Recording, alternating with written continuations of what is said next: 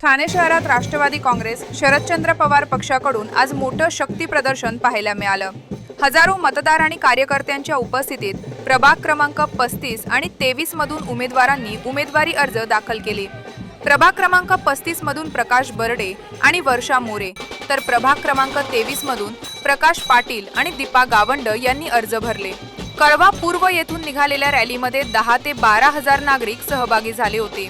दोन्ही रॅली घड्याळ चौकात एकत्र येताच संपूर्ण परिसर गर्दीने फुलून गेला। यावेळी वाजवा तुतारी गाडा गद्दारी असा जोरदार नारा देण्यात आला।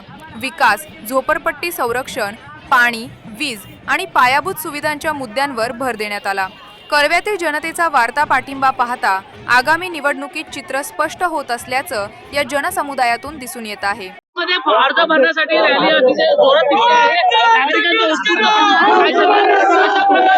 नागरिकांना हे लक्षात येत आहे की विकास जितेंद्र आव्हाडने केलाय आणि त्यामुळे नागरिकांचं उत्स्फूर्त प्रेम दिसतंय। अनेक जण या ठिकाणी सोडून दिले आहेत, अनेक आमिष दाखवले जात आहे, त्यामुळे कसं प्रकारे प्रचार असणार आहे आपला? ठीक आहे ना, लोकांना चॉकलेट दिली जातात, लोक चॉकलेट खातात। या ठिकाणी आम्ही फॉर्म भरवला। आमच्या पक्षाची एक रॅली आहे आणि कार्यकर्त्यांनी काही सर्व टाइममध्ये सामील झालेले आहेत आणि विजय हा आमचा नक्कीच आहे की आव्हाड साहेबांना जी मतं पडली, आव्हाड साहेबांच्या आशीर्वादाने जी मतं पडलेली आहेत तीच आम्हाला मतं पडतील, त्याच्याही जास्त मतं पडतील।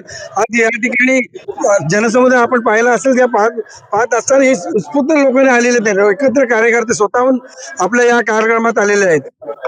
साहेब या ठिकाणी जण जे आहेत राष्ट्रवादी काँग्रेसला सोडून गेलेले अनेक जण आहेत, दिग्गज असतील किंवा त्यांचा पैशाचा खेळ असेल, जनशक्ती विरुद्ध धनशक्ती असं काही असू दे, कुठल्याही प्रकारचा राष्ट्रवादीचा हा बालेकिल्ला राहणार आहे, यामध्ये कुठेही फरक पडणार नाही।